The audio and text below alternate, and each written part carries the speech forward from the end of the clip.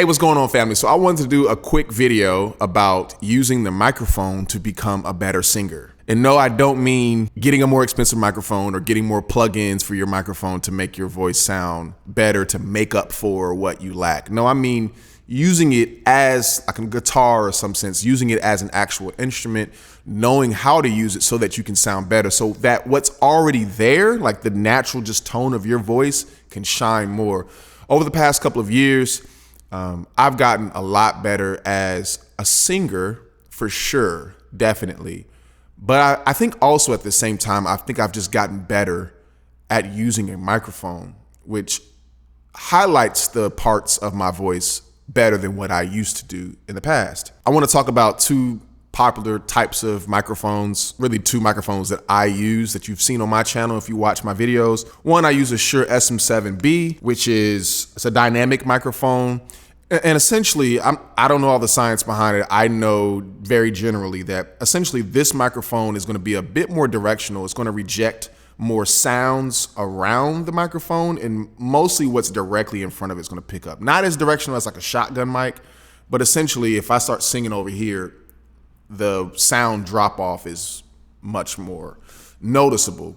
Versus a condenser microphone like this, it's going to be a little more rejectional from the back, but essentially it's going to pick up. Even if I kind of come around this axis here, it's still going to pick it up. Also, it's going to pick up a lot more room noise. So for a microphone like this, the dynamic microphone is really good for essentially, say, a space like this where I have high ceilings. You can tell it's a lot of reverb in here. The reverb will still show up on here, but it's going to be a little more rejectional. It's probably better for places that are not sound treated. I know I'm probably going against what I'm saying by using a condenser microphone right now in this non-treated room that doesn't have any sound panels to absorb the reverb and all that.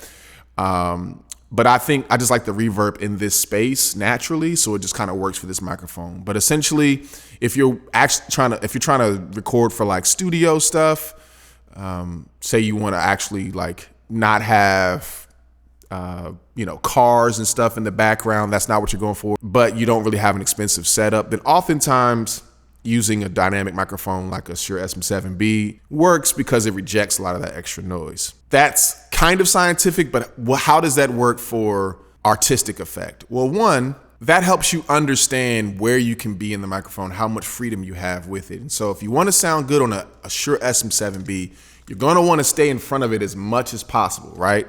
Versus here, it's a little more freedom, but the trade-off is that you'll get a lot more like room noise, stuff scattered on the floor, the air conditioner, all that stuff's gonna pick up a lot more in a microphone like this. But a microphone like a condenser microphone also has like some of the higher end, the clicks and stuff like that, mouth noises and stuff like that. It picks up on a lot more subtleties, which can be good or bad, knowing that about what you're trying to go for. So essentially first, all right, I know I've kind of given like a sort of roundabout introduction, but this is where I want to get to, is positioning in front of the microphone. So one, I'm usually about 6 inches away from the microphone. Sometimes you can be a little closer, but generally want to be about 6 inches in front of it.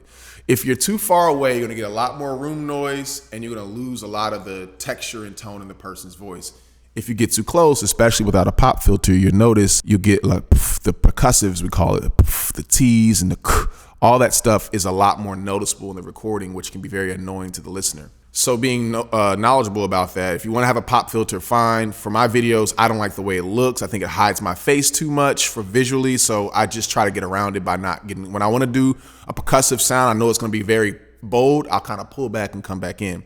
So, and that kind of is my main point, is knowing how to be in front of the microphone. I want to be as in front of it as possible. Again, with a condenser microphone like this, I have a little more freedom, but I want to be like this. Now, what I've learned about my voice is that I typically want to stay here, but for effect, when I want to hold out a note, the softer ends of a note.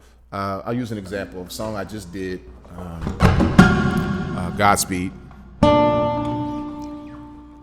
I will always love you. See, when I do that, I stay loud up here. I kind of back up a little bit because I don't want to be too, that's my loudest note. And then my normal voice will be right here. But then notice I lean in a little bit because I want people to hear that. Ooh. that little softer raspiness at the end of it. Those are the subtleties that I think people don't even notice that they're noticing, that makes the feeling a little more closer to the ear. It's more relaxing. Those subtleties in your voice, you want that to show up by coming a little closer. So I'll go, I will always love you. And I can hold that note out. I don't have to go, you. I don't have to do that. It's too singy. But it's relaxing to hear that note held out. But maybe I can hold it out quieter. When I get quieter, I come in closer. And now you can hear all the subtleties and the texture of the voice, right? How I do echo of a prayer for you. Just a sweet word. So that whole line I just did, the last couple lines I did, are my sort of basic volume, the normal volume I'm gonna be at. So I stay at this 6-inch space right here. The table, and I do that, the table. It looks like I'm trying to be fancy, but I'm actually doing that on purpose. But the table is, that T, that loud percussive T in that loud note, I wanna kind of take it away from the microphone and then bring it back. I don't want the table, trying to be soothing to the ear. So I go, the table is prepared for you.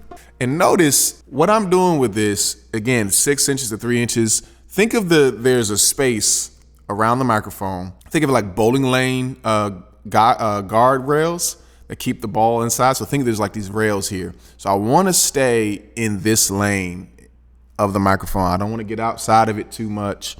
I can get this far if need be, if I want to get real loud, but I always want to come back, and you're staying in this lane. There's only a couple times I'll get out of that lane for effect. Again, I don't have a pop filter, so that's one of the main reasons why I do it. The table is prepared for you. So I'll go out of it for a second and come back. Or I also do it with this falsetto. And I'll do a video about falsetto after this. And I go, ooh. I sing it away. Because with falsettos, sometimes they can be a little piercing, and I'm trying to take the edge off my falsettos. I want my falsettos to sound soft and airy and ethereal. And so again, remember I said when you're too far away from the microphone, you can get a lot of room noise, you don't get a lot of texture. You can use that to your advantage. So you know the rules, now you can use it for artistic effect. So I wanted to sound more airy. I wanted to sound more roomy with my falsetto on this part right here. Because on the original recording of this Godspeed song, it's kind of like that. So I go,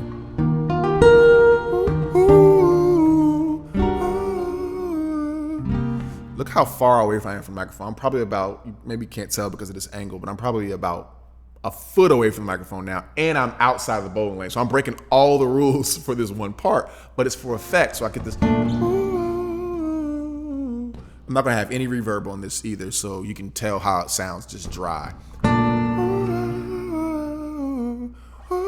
And you'll see in the video I throw my head back like that, but it looks like I'm just feeling the song, but I'm doing that on purpose.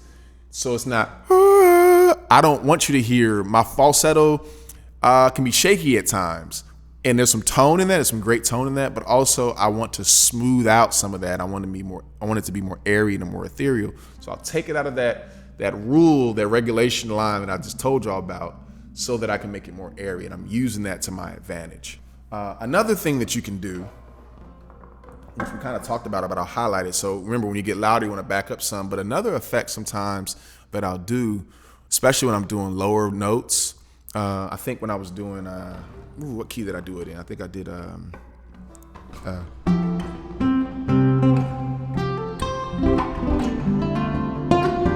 was doing Think About You by Frank Ocean as well. And I go, it'll never get old. And I go, oh, I know the notes. A tornado flew around. So with that song, when I sing that low, and for you, when you're singing notes that are on your lower part of your register, you'll notice sometimes you can't get as much of your tone and the grit and the just emotion when you're that low. And so to get more out of it, there is tone there.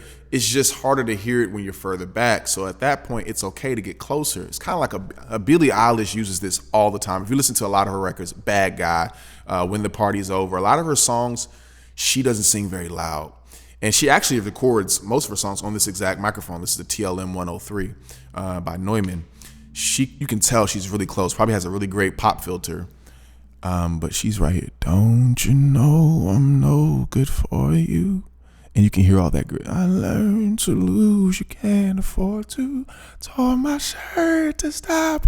And you can hear the clicks in her teeth and tongue and all that stuff like that. And you get a lot of this tone and texture because she's so close. She wouldn't be able to do that back here.